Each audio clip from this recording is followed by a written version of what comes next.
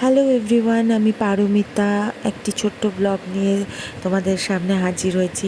আজকে সানডে, কদিন থেকেই আমার মেয়ে বলছিল নরসিমা মুভিটা দেখার জন্য। যেই ওর বলা অমনি আমার প্ল্যান করা। তো আজকে বেশ ভালো বৃষ্টি হচ্ছিল শিলিগুড়িতে বিকেলের দিকে।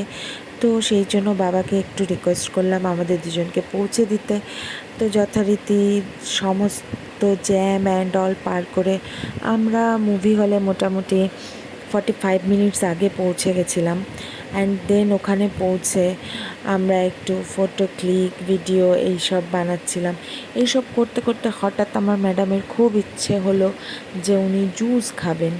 তো সেই হিসাবে তোমরা দেখতেই পাচ্ছ উনি কাউন্টারে গিয়ে জুস কালেক্ট করছেন।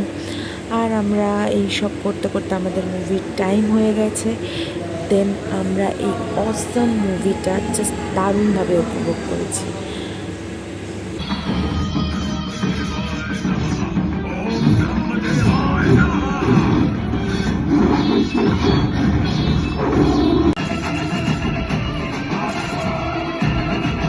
আমার এই ব্লগ যারা যারা দেখছো বা দেখবে, আমি তাদের প্রত্যেককে বলবো এই মুভিটা একবার অন্ততপক্ষে দেখার জন্য।